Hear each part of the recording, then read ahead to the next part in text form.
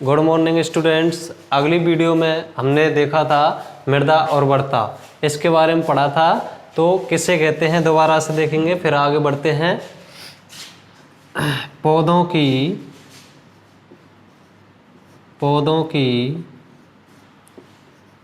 वृद्धि के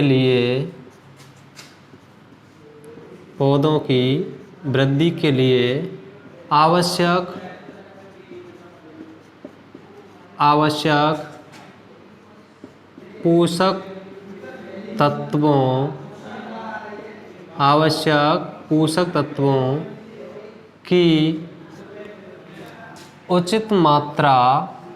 आवश्यक पोषक तत्वों की उचित मात्रा,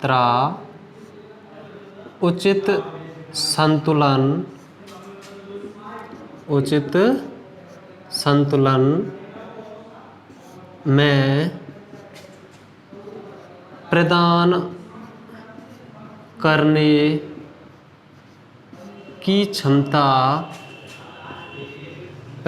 करने की क्षमता क्या कहलाती है? मृदा उर्वरता। तो ये हमने अगली वीडियो में आपके लिए बताए थे।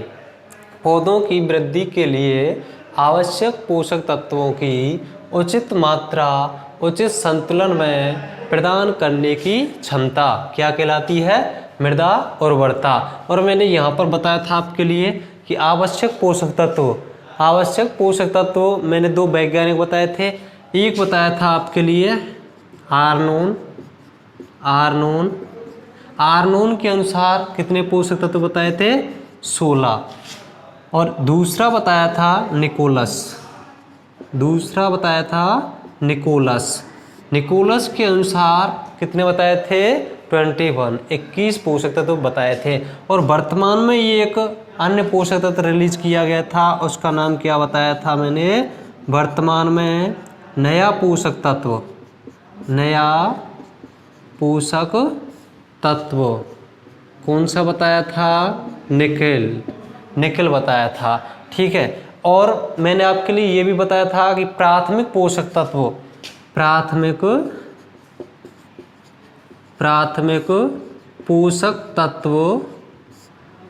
कौन कौन से होते हैं? प्राथमिक पोषक तत्व कौन कौन से होते हैं वो बताए थे मैंने, N, P और K, ये बताए थे। फिर आते हैं द्वितीयक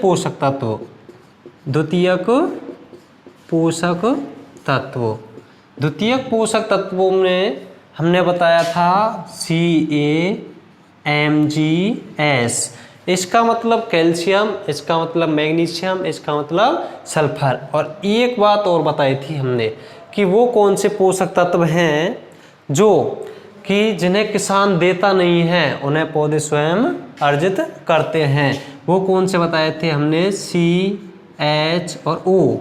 इनको पौधे जल और वायु से ग्रहण करते हैं। जल एवं वायु से ग्रहण करने वाले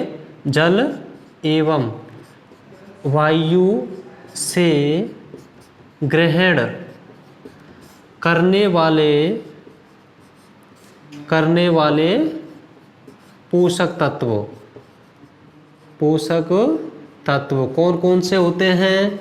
CHO, कार्बन, हाइड्रोजन और ऑक्सीजन, ये होते हैं जल और वायु से प्राप्त किए जाते हैं। अब इसके बाद हम चलेंगे, ये हुआ आपका मृदा उर्वरता। यहाँ तक अपन ने अगली वीडियो में बता दिया था आपके लिए। ये मैंने यहाँ बताया आवश्यक पोषक तत्व किस प्रकार से हैं। ठीक है। अब चलते हैं मृदा उर्वरता को प्रभावित करने वाले कारक।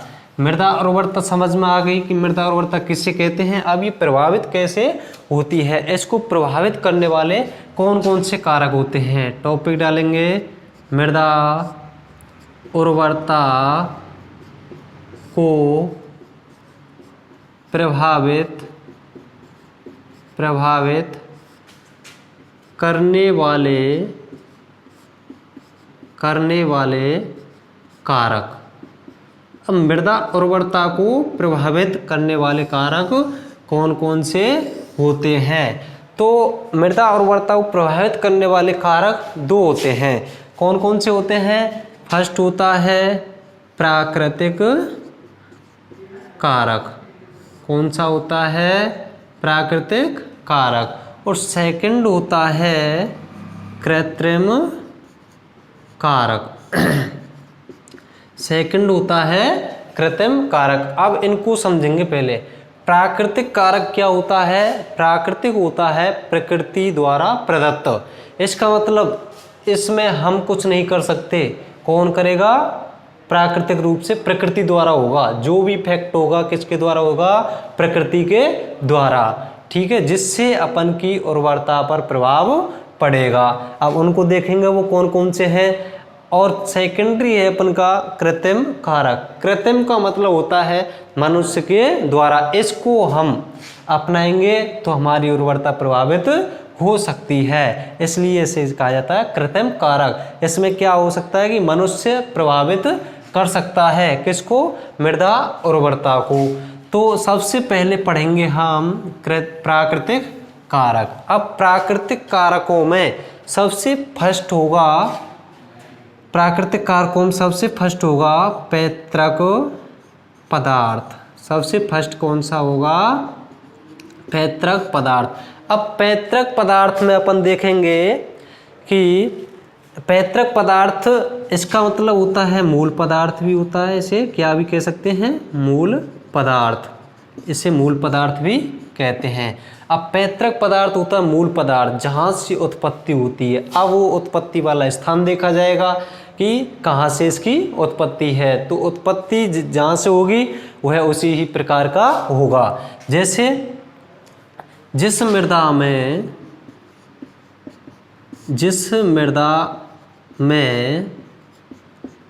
क्षार की मात्रा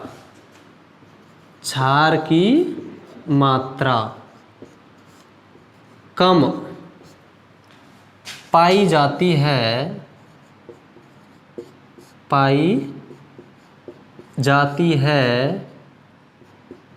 वे मृदाएं कम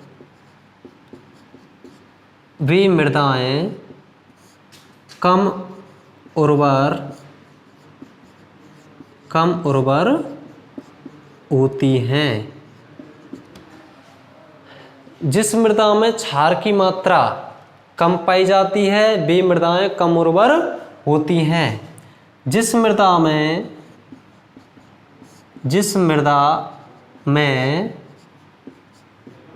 क्षार की मात्रा अधिक, जिस मृदा में क्षार की मात्रा अधिक पाई जाती है वे मृदाएं अधिक उर्वर होती हैं। देखेंगे मूल पदार्थ, इसका मतलब उत्पत्ति कहाँ से चल रही है? पैतृक पदार्थ या मूल पदार्थ से। तो मूल पदार्थ कैसा है? जिस मृदा में क्षार की मात्रा कम पाई जाती है वे मृदाएं कैसी होती हैं? कम उर्वर होती हैं। जब उर्वर कम है तो उत्पादन भी कैसा होगा? कम होगा, सीधी बात है। आगे, जिस मृदा में क्षार की मात्रा अधिक पाई जाती है वे मृदाएं कैसी होती हैं? अधिक उर्वर होती हैं। अब क्षार क्या है? ये क्षार का मतलब क्या है इसको देखेंगे। जिन मृदाओं का पीएच मान 7 से ऊपर होता है, 7 से ऊपर होता है, वो मृदाएं कैसी होती हैं? क्षारीय मृदाएं होती हैं। जिन मृदाओं का पीएच मान 7 से ऊपर होता है वे मृदाएं कैसी होती हैं? क्षारीय होती हैं। तो हम देख रहे हैं कि जो मृदा है अपन के पास है मूल पदार्थ, उसमें देखेंगे क्षार की मात्रा देखेंगे। क्षार की मात्रा यदि कम पाई जा रही है तो वो कैसी होगी? कम उर्वर होगी। और जिस मृदा में क्षार की मात्रा अधिक पाई जाती है वे मृदाएं अधिक उर्वर होंगी। अब क्षार में क्या पाया जाता है? देखो, अम्ल और क्षार दो होते हैं। 7 से कम पीएच होता है, 7 से कम पीएच 7 से कम होगा तो कैसी होगी, अम्लीय होगी, अम्लीय होगी मृदा, और 7 से ऊपर होगा तो क्षारीय होगी।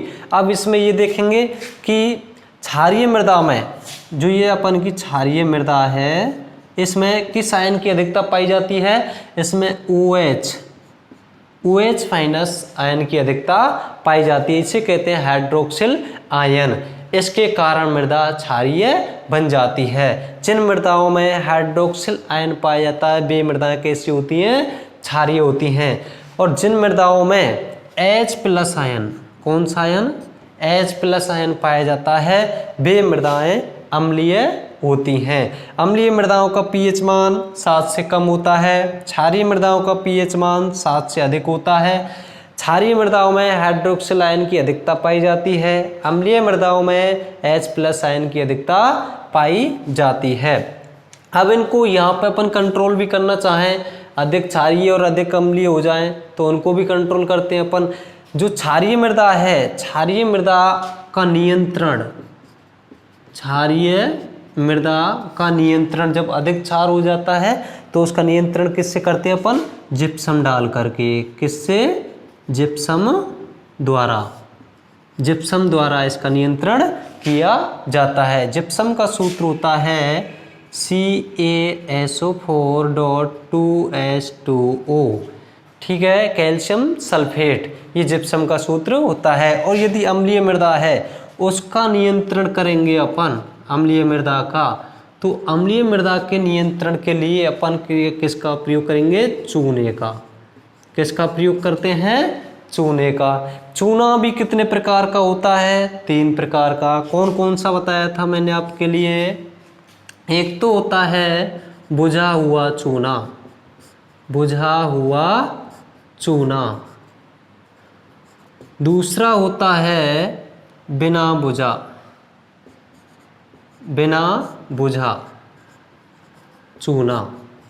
एक तो बुझा हुआ है और एक बिना बुझा हुआ है। और तीसरा होता है कंकड़ पत्थर, तीसरा होता है कंकड़ पत्थर। अब इसका सूत्र होता है बुझा हुआ चूना, बुझे हुए का होता है CaOH का होल ट्वाइस, ये बुझा हुआ है। और बिना बुझा हुआ होता है CaO, कैल्शियम ऑक्साइड। और कंकड़ पत्थर का सूत्र होता है CaCO3, कैल्शियम कार्बोनेट। इस प्रकार से ये हुआ हमारे का पैतृक पदार्थ। इसमें ये हमने आपके लिए कंपटीशन लेवल से डीपली चीज़ बताई है, ठीक है, इनको ज़्यादातर ध्यान रखना आप। इसको मिटा देता हूँ, बता लिया होगा। अब दूसरा पॉइंट आता है अपन का। दूसरा पॉइंट कौन सा है, मृदा उर्वरता को प्रभावित करने वाले कारकों में। ये तो फर्स्ट पॉइंट हुआ पैतृक पदार्थ। दूसरा आता है स्थलाकृति। कौन सा है, स्थलाकृति।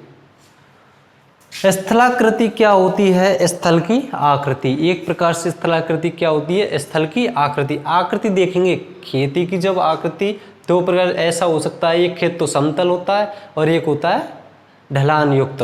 तो उसको देखेंगे कि स्थल की आकृति कैसी है। तो देखो स्थल की आकृति में ढालू मृदा है, सबसे पहले लिखेंगे स्थलाकृति,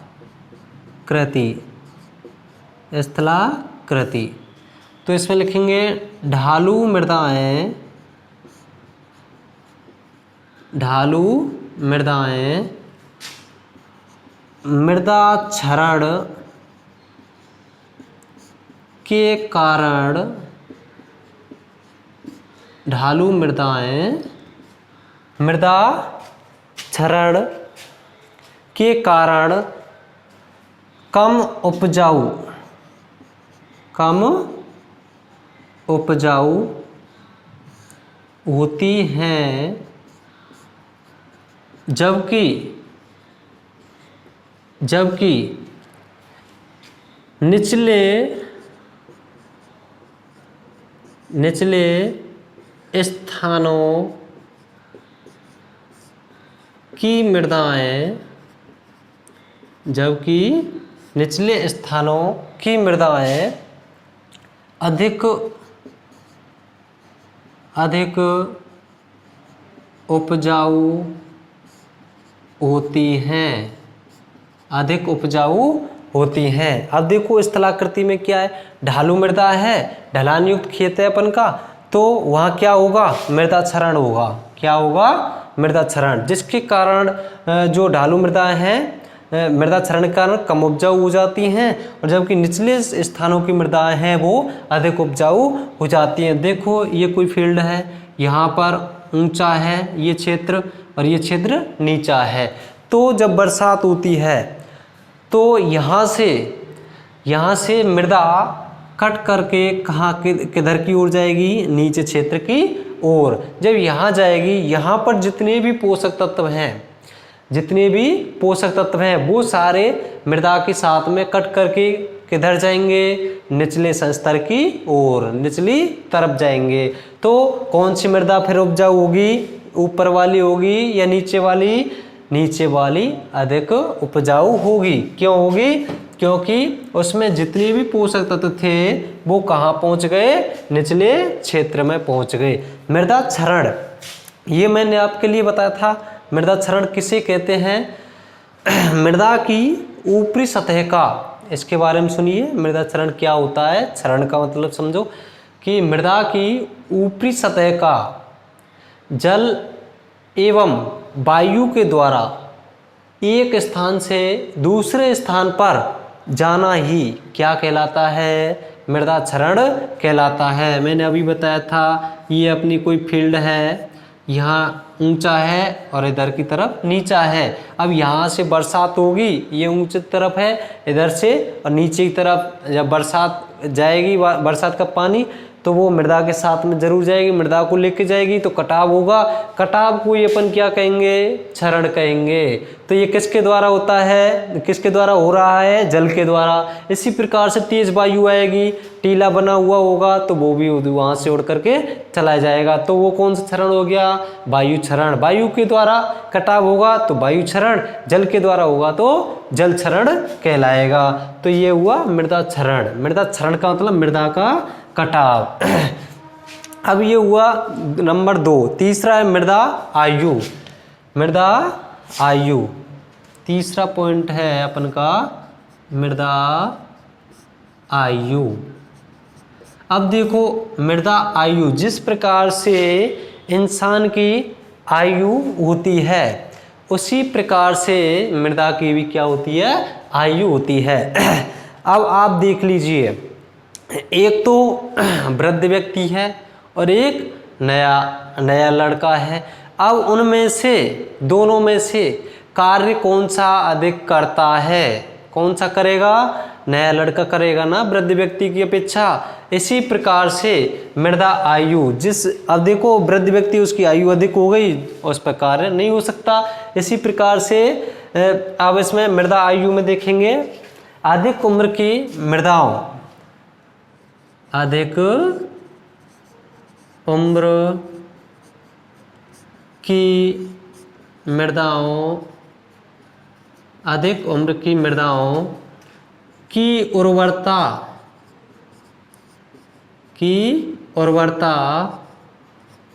कम होती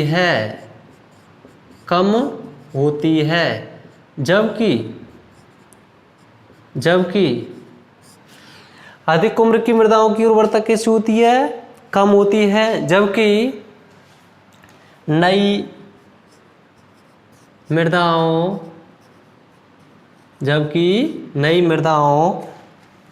की उर्वरता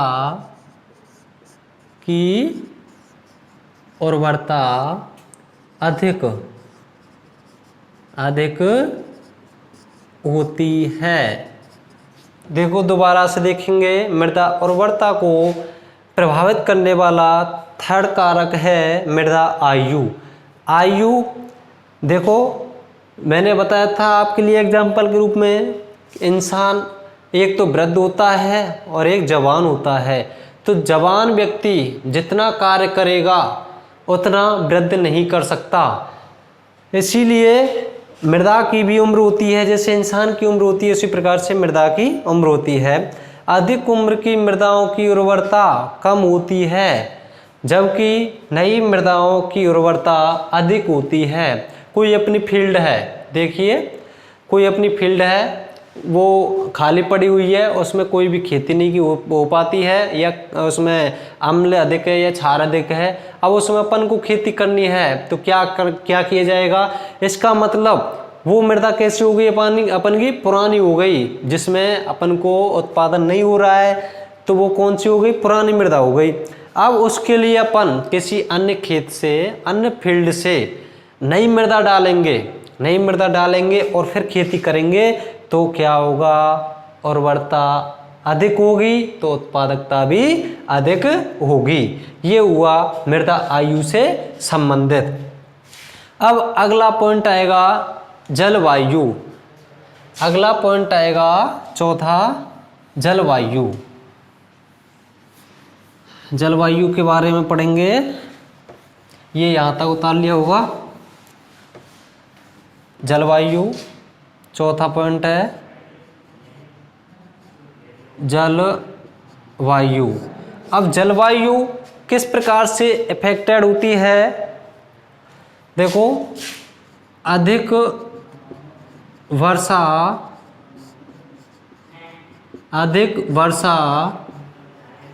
वाले स्थान पर, अधिक वर्षा वाले स्थान पर पोषक तत्व कौन से स्थान पर, अधिक वर्षा वाले स्थान पर पोषक तत्व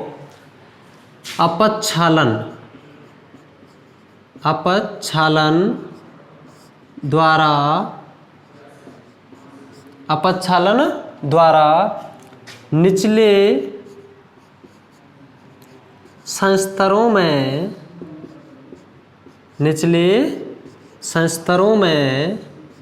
पहुंच जाते हैं, निचले संस्तरों में पहुंच जाते हैं, जिससे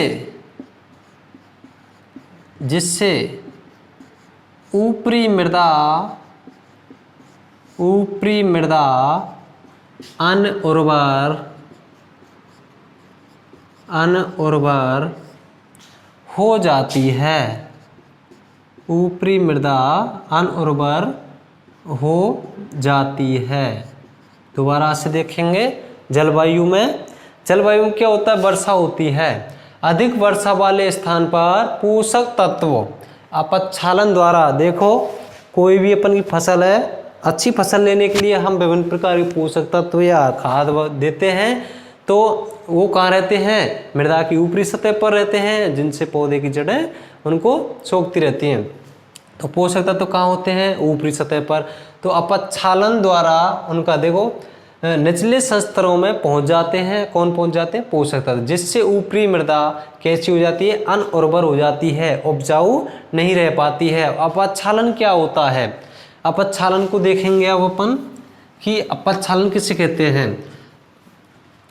ऊपरी सतह पर जो भी पोषक तत्व हैं, ऊपरी सतह पर जो भी पोषक तत्व हैं, उनका जल के माध्यम से ऊपरी संस्तर से निचले संस्तर में जाना ही क्या कहलाता है, अपक्षालन कहलाता है। अपक्षालन किसे कहते हैं, ऊपरी संस्तर से सभी पोषक तत्वों का जल के माध्यम से, जल में घुल करके निचले संस्तर में पहुंच जाना ही क्या कहलाएगा, अपक्षालन कहलाएगा। अब जब ऊपरी संस्तर से पोषक तत्व निचले संस्तर में पहुंच जाएंगे, तो ऊपरी संस्तर क्या अपन का उर्वर हो सकता है, अधिक उत्पादन हो सकता है, नहीं हो सकता है। ठीक है, तो ये हुआ मृदा उर्वरता को प्रभावित करने वाला चौथा कारक, जलवायु। अब इसके बाद देखेंगे मृदा प्रोफाइल की गहराई। पांचवा है मृदा प्रोफाइल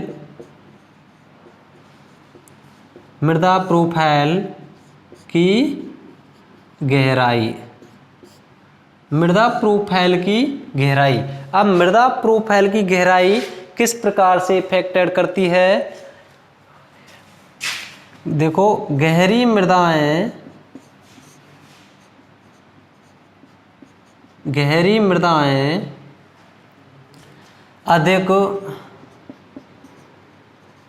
अधिक उर्वर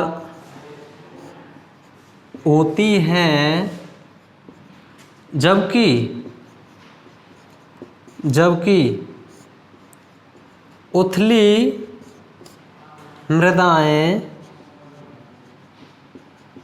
उथली मृदाएं कम उर्वर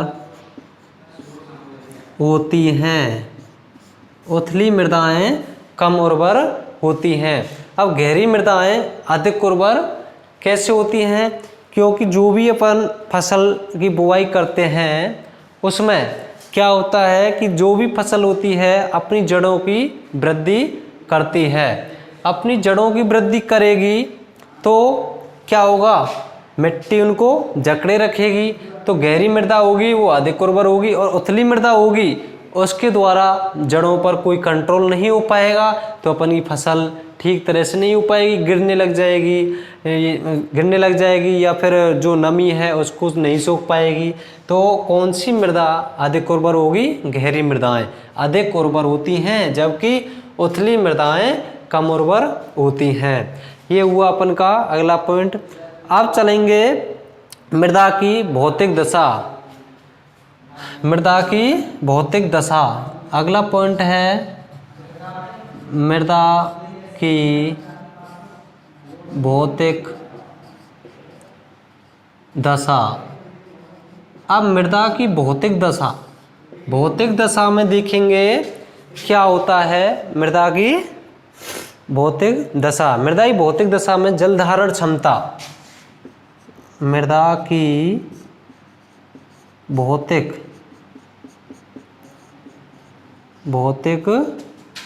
दशा में जल धारण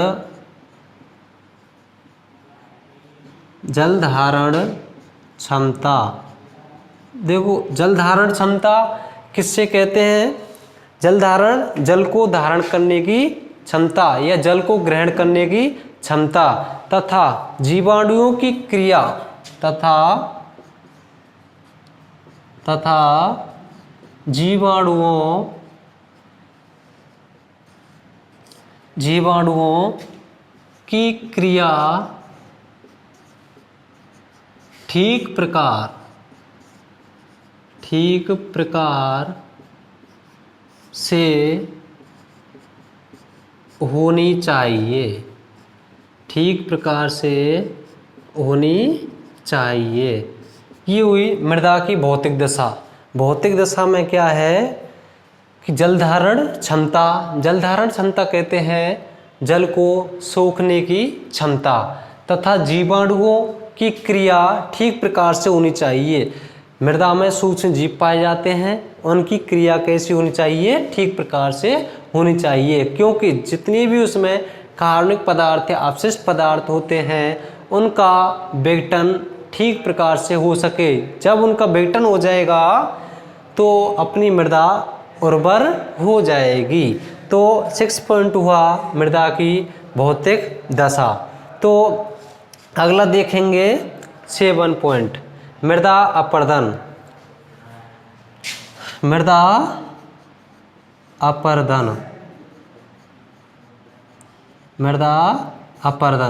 अपरदन का मतलब मैंने अभी बताया था, कटाव। क्या होता है? मृदा की ऊपरी परत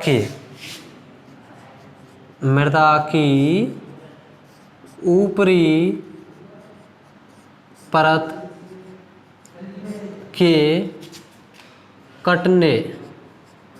मृदा की ऊपरी परत के कटने पर पोषक तत्व क्या होगा? कटने पर पोषक तत्व बह जाते हैं, जिससे मृदा अनउर्वर हो जाती है। जिससे मृदा कैसी हो जाती है, अनउर्वर हो जाती है। अब देखो ये हुआ था मृदा उर्वरता को प्रभावित करने वाले कारकों में कौन सा कारक मैंने दो बताए थे, एक तो प्राकृतिक, कौन सा हुआ ये, प्राकृतिक कारक। तो प्राकृतिक कारकों में कौन कौन से थे अपन के, सबसे फर्स्ट कौन सा बताया था हमने, पैतृक पदार्थ, दूसरा बताया था स्थलाकृति, और तीसरा बताया था मृदा आयु, चौथा बताया था जलवायु, और पांचवा बताया था मृदा प्रोफाइल की गहराई, और 6 बताया था मृदा की भौतिक दशा, और 7 बताया है मृदा अपरदन। ये सारे कारक किसको प्रभावित करते हैं, मृदा उर्वरता को प्रभावित करते हैं। ये हुए अपन के प्राकृतिक कारक। अब पढ़ेंगे अपन कृत्रिम कारक। इसके बाद में दूसरा पढ़ेंगे कृत्रिम कारक। ये उतार लिया होगा सभी ने। अब देखो कृत्रिम में मैंने आपके लिए क्या बताया था, कृत्रिम कारकों में प्राकृतिक में तो सारा कुछ किसके द्वारा हुआ, प्रकृति द्वारा ऑलरेडी हुआ था। अब सेकंड है कृत्रिम कारक। अब कृत्रिम कारक में मैंने बताया था आपके लिए कि इसमें मनुष्य होता है। कौन होता है, मनुष्य इसको सर्वाधिक इफेक्टेड करता है। ये सब कुछ किसके हाथ में रहता है, मनुष्य के में। तो सबसे पहला पॉइंट होगा इसमें जलाक्रांति। सबसे पहला पॉइंट होगा जलाक्रांति। कौन सा पॉइंट है, जलाक्रांति। अब जलाक्रांति क्या है, जलाक्रांति क्या है, तो जलाक्रांति का मतलब होता है जल की अधिक मात्रा। जब मृदा की सतह पर अधिक जल भर जाएगा तो क्या होगा, मृदा उर्वर नहीं हो सकती है जब अधिक जल भरा रहे जाएगा। तो फर्स्ट पॉइंट कौन सा हुआ, जलाक्रांति। अब इसके बारे में लिखेंगे, जब मृदा की सतह पर, जब मृदा की सतह पर, जब मृदा की सतह पर अधिक जल भर जाता है, अधिक जल भर जाता है, अधिक जल भर जाता है किस पर, मृदा की सतह पर, और निकास नहीं होता है, और निकास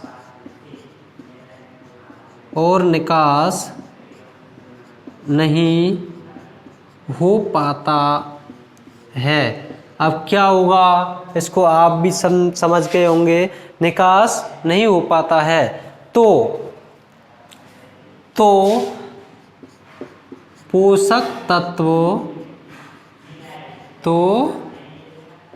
तत्व कहाँ चले जाएंगे, पोषक तत्व नीचे की ओर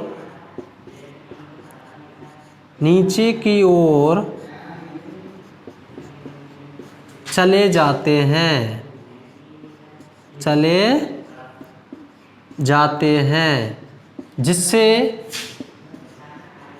जिससे मृदा अनउर्वर हो जाती है, जिससे मृदा अनउर्वर हो जाती है। कैसे होगी, कृत्रिम कारक, कृत्रिम में मैंने बताया था जलाक्रांति, जल की अधिकता।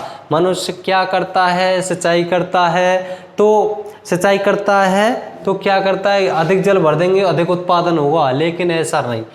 अधिक जल भर दिया अपन ने और उसका निकास है नहीं, तो क्या है, वो हमारे उत्पादन को प्रभावित करेगा। वो कैसे करेगा, जब मृदा की सतह पर अधिक जल भर जाता है और निकास नहीं हो पाता है तो पोषक तत्व जितने भी अपन ने उर्वरक उसमें डाले अपनी फसल के लिए कि अच्छा उत्पादन होगा, उर्वरक डाल दिए, अच्छा पानी पिला दिया, अच्छा पानी भर दिया कि अधिक जल दे दिया हमने तो अधिक उत्पादन होगा, लेकिन ऐसा नहीं होगा। तो क्या होगा, उल्टा हमको ही वो इफेक्ट हो जाएगा। कैसे होगा, तो पोषक तत्व नीचे की ओर कहाँ चले जाते हैं, नीचे की ओर चले जाते हैं, जिससे मृदा कैसी हो जाएगी, अनउर्वर हो जाएगी।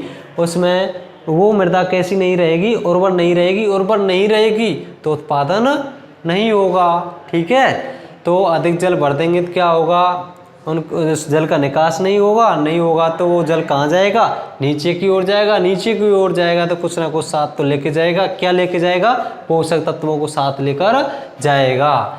हम तो मरेंगे लेकिन साथ लेके ही जाएंगे। तो इसी प्रकार से जल भी क्या करता है, जब कहीं रास्ता नहीं निकलने का तो वो तो बेचारा जा ही रहा है, तो साथ में किसको लेके जा रहा है, दूसरों को लेके जा रहा है, पोषक तत्वों को। ठीक है, अब जलाक्रांति हुई। इसके बाद में फसल प्रणाली,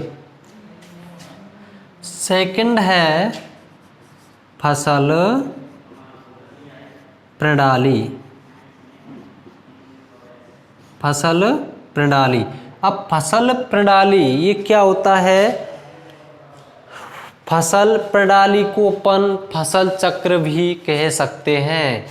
देखो, हमें अधिक उत्पादन लेने के लिए फसल चक्र अपनाना चाहिए। फसल चक्र किसे कहते हैं, फसल चक्र कहते हैं एक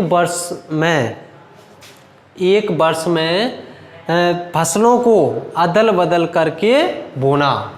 जो भी अपन फसल बो रहे हैं उनको हर वर्ष, प्रत्येक वर्ष फसलों को अदल बदल करके बोना ही क्या कहलाता है, फसल चक्र कहलाता है। इसको अभी बताऊंगा, पहले इसके बारे में देख लीजिए।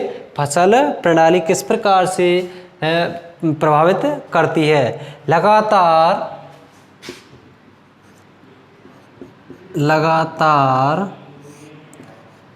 एक ही खेत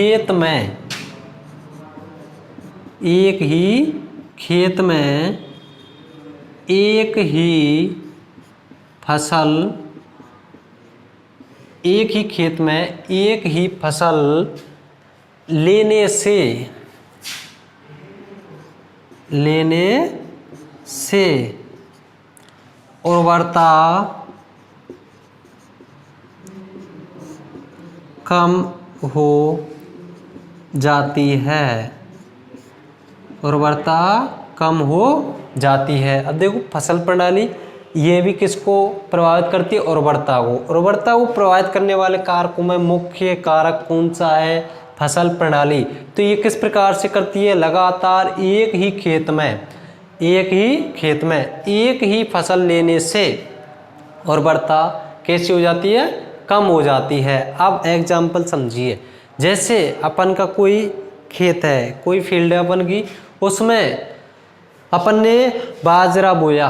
क्या बोया, बाजरा बोया। अब दूसरी फसल अपन ले नहीं रहे उसमें, फिर भी अगली फसल कौन सी बो रहे हैं हम, बाजरा बो रहे हैं। फिर अगली बार कौन सी बो रहे हैं, बाजरा बो रहे हैं। तो उसमें क्या उत्पादन अधिक हो जाएगा, नहीं होगा। और उसमें इफेक्ट किसका हो जाएगा, कीटों का और बीमारियों का प्रकोप भी अधिक हो जाएगा उस फील्ड के अंदर, और उत्पादन भी कम होगा और उर्वरता भी कम होगी। कारण क्या है उसका, कि जो सीड अपन ने बोया है, जैसे बाजरा बोया है, उसकी जैसे 4 से 5 सेंटीमीटर नीचे उसकी जड़ रहती हैं, या बुवाई होती है 4 से 5 सेंटीमीटर पर, यहाँ उसकी जड़ें हैं। ठीक है, अब अपन ने दूसरी साल भी बाजरे की बुवाई की। अब इसमें जो भी वो है कीट हैं या रोग हैं वो उत्पन्न हो रहे हैं इस फसल से संबंधित वाले, और इसी से संबंधित कीट हैं। अब दूसरी बार भी अपन ने क्या बोया, बाजरा, तो इसके जो कीट थे उनमें वृद्धि हो गई, फिर आ गए वो ज़्यादा आ गए, फिर भी इस पर क्या होगा, इफेक्ट होगा। तो अपन की उर्वरता पर क्या पड़ेगा, फर्क पड़ेगा। इसलिए अपन को क्या अपनाना चाहिए?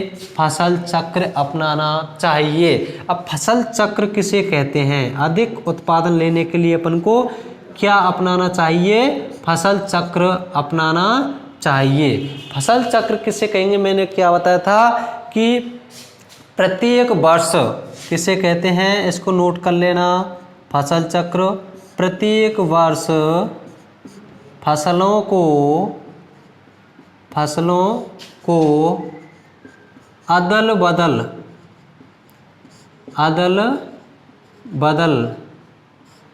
कर बोना ही, प्रत्येक वर्ष फसलों को अदल बदल कर बोना ही क्या कहलाता है? फसल चक्र कहलाता है। प्रत्येक वर्ष फसलों को अदल बदल कर बोना ही क्या कहलाता है? फसल चक्र कहलाता है। जैसे अब की बार हमने खरीफ में बाजरा बोया है, तो अगली बार अपन को क्या बोना होगा? ग्वार बोनी होगी। क्या बोएंगे? ग्वार। इसी प्रकार से प्रत्येक वर्ष फसलों को कैसे बोना चाहिए? अदल बदल करके बोना चाहिए। फसल चक्र अपनाना चाहिए किसान को, जिससे कि अधिक उत्पादन मिल सके। जिससे देखो फसल चक्र में क्या होता है, जितने भी कीट होते हैं उस फसल से संबंधित दूसरी फसल बोएंगे तो वो कम हो जाएंगे, क्योंकि उसको वो नाश्ता तो मिल ही नहीं रहा है। और दूसरा आ गया तो बढ़ेंगे थोड़ी, वो कीट कम हो जाएंगे, तो अपन ये उत्पादन कैसा होगा? अधिक होगा। ठीक है, तो ये ध्यान रखना।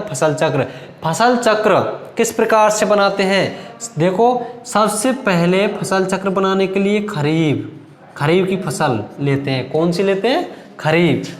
फिर लेते हैं रबी, फिर लेते हैं जायद। ये 3 फसल होती है।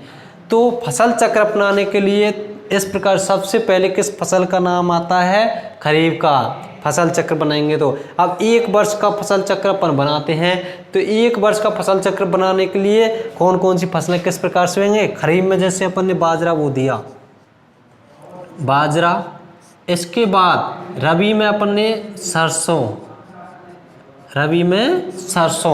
और इसके बाद इसमें बो दिया कुकुरबिटेसी कुल का कोई भी। जायद में कुकुरबिटेसी कुल आता है, कुकुरबिटेसी जैसे ककड़ी ये लगा दी। अब देखिए ये एक वर्ष का फसल चक्र हो गया, एक वर्ष में ये कंप्लीट होगा। जिस बाजरे में जो भी रोग होगा वो आगे खत्म हो जाएगा कि सरसों बो रहे हैं, फिर क्या बो रहे हैं अपन? ककड़ी बोले। अब यहाँ पर दोबारा से फसल चक्र अपनाएंगे तो ग्वार, क्या बो देंगे? ग्वार। यहाँ गेहूं, और यहाँ पर क्या हो जाएगा? खरबूज।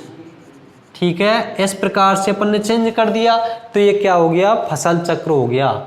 ठीक है, इस प्रकार से किसान को फसल चक्र अपनाना चाहिए अधिक उत्पादन लेने के लिए। फसल प्रणाली हो गई। इसके बाद चलते हैं मृदा पीएच। थर्ड पॉइंट है मृदा पीएच। अब पीएच के बारे में आप जानते ही हैं। पीएच मृदा उर्वरता को प्रभावित करने वाले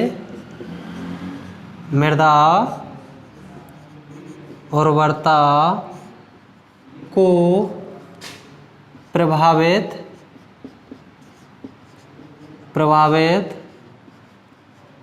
करने वाले कारकों में मृदा उर्वरता को प्रभावित करने वाले कारकों में मृदा पीएच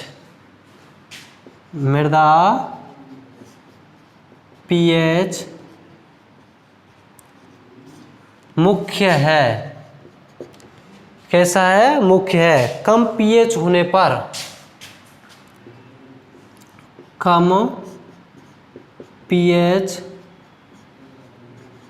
पर मृदा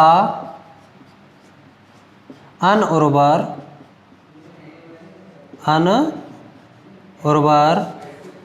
हो जाती है, जबकि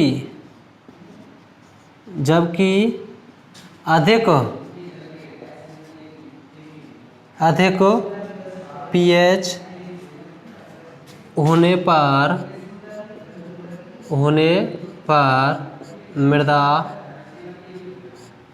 मृदा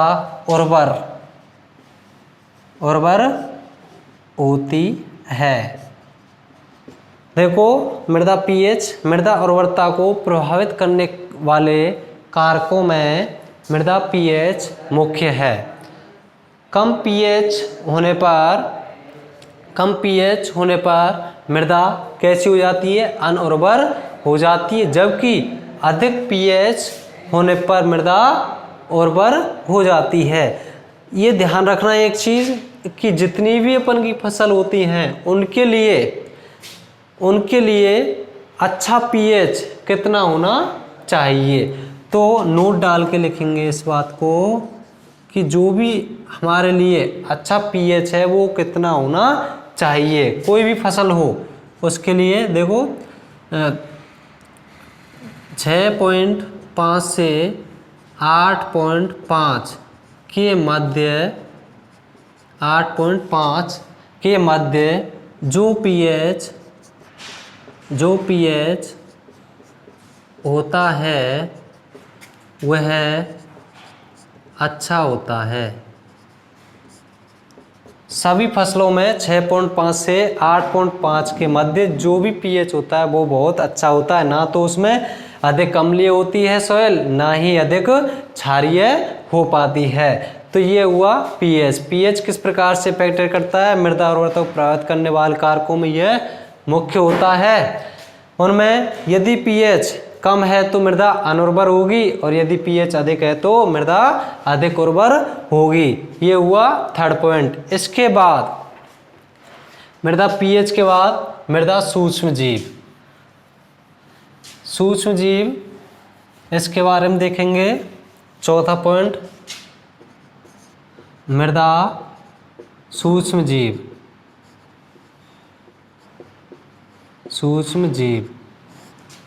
तो सूक्ष्म जीव, जिस मृदा में सूक्ष्म जीव अधिक होते हैं वह मृदा अधिक उर्वर होती है। ये ध्यान रखना, जिस मृदा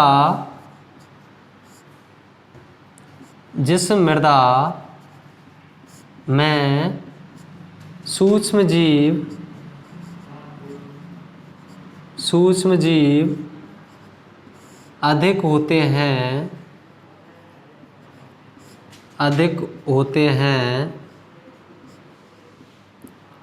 वह मृदा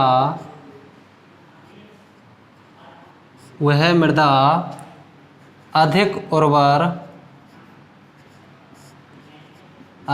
उर्वर होती है।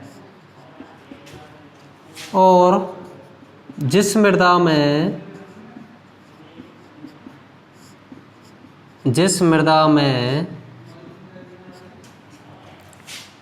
सूक्ष्म जीव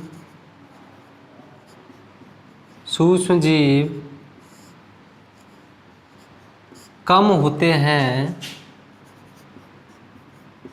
होते हैं वह मृदा अनउर्वर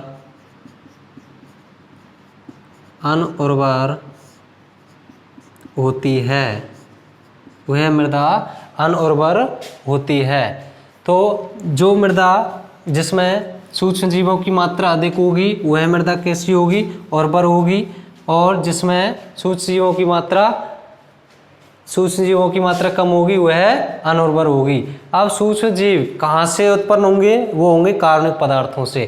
कार्बनिक पदार्थ क्या होता है? जो भी अपन की फसल होती हैं उनके अवशेष, फसलों के अवशेष, जैसे अपन ऑर्गेनिक मैन्यूर डालते हैं, कार्बनिक खाद खेती में यूज करते हैं। कार्बनिक खाद अपन यूज करते हैं तो उसमें क्या होता है?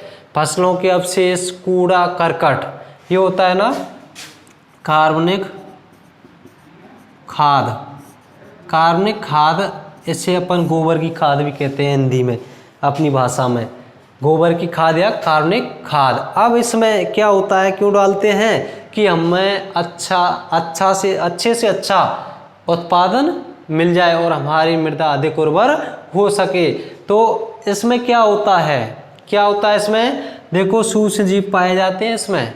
और ये किसका बनता है, गोबर, मूत्र, कूड़ा, करकट, फसलों के अवशेष, उस शेष को गला सड़ा करके बनाया जाता है। ठीक है, तो इसमें ये गलता सड़ता कैसे है, इसमें क्या होता है, सूक्ष्म जीव होते हैं। सूक्ष्म जीव इसका क्या करते हैं, विघटन करते हैं। विघटन करने के बाद ये कार्बनिक खाद प्रयोग किया जाता है। इसका निर्माण 2 महीने में होता है। केंचू छोड़े जाते हैं, केंचू छोड़ने के बाद में कितना टाइम लगता है, 2 महीने का टाइम लगता है। 2 महीने में यह खाद बनकर तैयार हो जाता है। इसमें अनेक सूक्ष्म जीव हो जाते हैं, जिससे इसका विघटन ठीक प्रकार से हो जाता है और पोषक तत्व पौधों के लिए प्राप्त हो जाते हैं। फिर इसको अपन अपनी भूमि में यूज कर लेते हैं। मैंने बोला है कि जिस मृदा में सूक्ष्म जीव अधिक होते हैं वह मृदा अधिक उर्वर होती है। तो अपन इसकी बजाय यदि यूरिया डालें तो क्या होगा, अपनी मतलब उर्वर हो जाएगी क्या, सॉइल उर्वर नहीं होगी। उपज मतलब उत्पादन ठीक होगा, उत्पादकता हो सकती है, उत्पादन हो जाएगा, लेकिन मृदा उर्वर नहीं हो सकती। उर्वर किससे होगी, कार्बनिक खाद। किससे होगी, कार्बनिक खाद, जैसे गोबर की खाद। इससे क्यों होगी, क्योंकि इसमें सूक्ष्म जीवों का अंश पाया जा रहा है। और जो अपन की यूरिया और ये हैं रासायनिक खाद, इनमें सूक्ष्म जीवों का अंश नहीं है। इसलिए उर्वरता किससे अधिक होगी, कार्बनिक खाद से। और उत्पादकता किससे अधिक होगी, उत्पादकता रासायनिक खाद से। जैसे यूरिया है और एक खेत में अपन ने कार्बनिक खाद डाला, एक में तो डाला अपन ने रासायनिक खाद और एक में डाला अपन ने ये कार्बनिक खाद। तो इसमें क्या होगा, उत्पादन अधिक होगा। क्या होगा, उत्पादन अधिक होगा, उत्पादन अधिक होगा। और इसमें उर्वरता अधिक होगी, उर्वरता अधिक होगी। लेकिन याद रखना कि ये केवल जिस साल अपन ने जिस ईयर में यूज किया है, एक ईयर ही यूज किया है, तो उसी ईयर में ही लाभदायक है।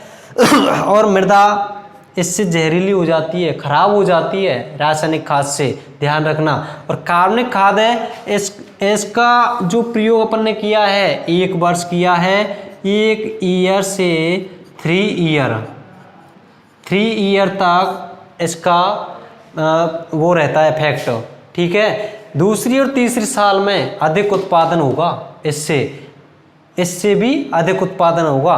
और इसको एक बार ही डालते हैं, इसको बार बार डाला जाएगा, इससे मृदा खराब हो जाएगी, इससे मृदा की दशा सुधरेगी। ठीक है, अब आगे चलते हैं। मृदा में कार्बनिक पदार्थ की मात्रा, मृदा में ये हुआ सूक्ष्म जीव।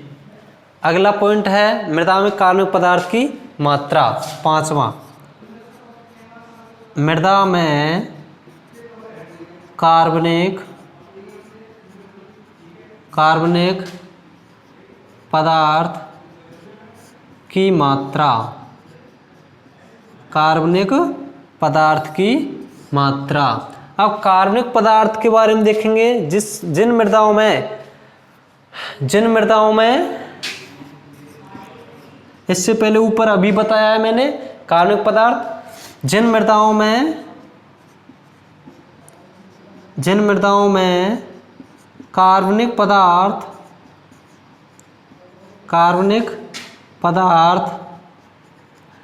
की मात्रा, कार्बनिक पदार्थ की मात्रा कम होती है, वे मृदाएं कम उर्वर और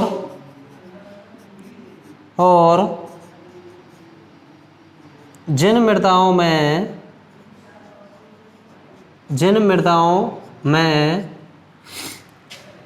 कार्बनिक पदार्थ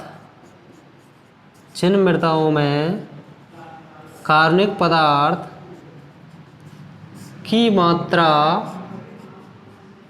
जिन मृदाओं में कार्बनिक पदार्थ की मात्रा अधिक होती है वे मृदाएं अधिक उर्वर होती हैं। देखो कार्बनिक पदार्थ का मतलब मैंने अभी बताया है आपके लिए। कार्बनिक पदार्थ क्या होता है? जिन मृदाओं में कार्बनिक पदार्थ की मात्रा कम होती है वे मृदाएं कम उर्वर, और जिन मृदाओं में कार्बनिक पदार्थ की मात्रा अधिक होती है वे मृदाएं अधिक उर्वर होती हैं। तो जैसे कार्बनिक पदार्थ का मतलब गोबर की खाद है अपन की, तो उसको अपन ने डाला किसी खेत में, उसको डाला, एक में रासायनिक को डाला, तो जिस मृदा में कार्बनिक पदार्थ की मात्रा अधिक होगी वो मृदा कैसी होगी? अधिक उर्वर होगी, और जिसमें कम होगी कार्बनिक पदार्थ की मात्रा वो कम उर्वर होगी। ठीक है। और ये कार्बनिक पदार्थ का मतलब एक मतलब ये है कि गोबर की खाद से। किससे? गोबर की खाद। कार्बनिक पदार्थ के अंतर्गत सब कुछ आ जाता है, कूड़ा करकट, घास फूस, गोबर मूत्र, सारा कुछ किसके अंतर्गत आता है? कार्बनिक पदार्थ के अंतर्गत। तो अपन को ध्यान रखना है सर्वाधिक उपयोग ऑर्गेनिक मैन्योर कार्बनिक खाद का उपयोग अपनी फसलों में करना चाहिए, ना कि केमिकल मैन्योर। रासायनिक खाद का उपयोग नहीं करना चाहिए। इसमें सूक्ष्म जीवों का अंश पाया जाता है। किसमें? कार्बनिक पदार्थ में, और उसमें सूक्ष्म जीव नहीं पाए जाते हैं। ठीक है। इसमें देखो कार्बनिक और रासायनिक में एक अंतर और देख लीजिए। रासायनिक खाद और ये है कार्बनिक खाद। तो कार्बनिक खाद में पोषक तत्व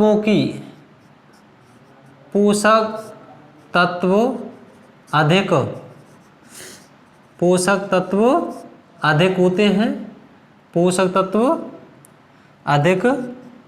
होते हैं, लेकिन कार्बनिक पदार्थ कम होते हैं। लेकिन कार्बनिक पदार्थ कम। देखो रासायनिक खाद जो होता है उसमें पोषक तत्व अधिक होते हैं, लेकिन कार्बनिक पदार्थ कम होते हैं। और कार्बनिक खाद है उसमें कार्बनिक पदार्थ अधिक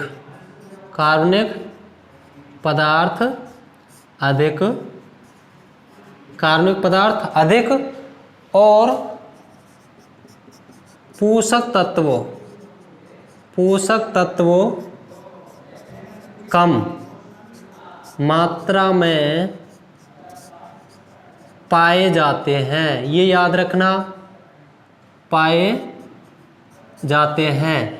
इसमें ये मुख्य अंतर यही है कि रासायनिक मैन्यूर और organic manure, chemical and organic manure में अंतर क्या होता है कि ये होता है इसमें पोषक तत्व अधिक होते हैं लेकिन कार्बनिक पदार्थ की मात्रा कम होती है, और कार्बनिक खाद में कार्बनिक पदार्थ की मात्रा अधिक होती है और पोषक तत्व की मात्रा कम होती है। लेकिन मृदा का सुधार किससे होता है? कार्बनिक पदार्थ से होता है। किससे होता है? कार्बनिक पदार्थ से होता है। तो कार्बनिक पदार्थ किस में पाया जाता है? कार्बनिक खाद में, ऑर्गेनिक मैन्यूर में, जिससे मृदा का सुधार होता है। अब जो अपन का गोबर की खाद होती है, उसमें क्या होता है? उसमें NP और K, जो गोबर की खाद, इसमें NPK की मात्रा कितनी होती है?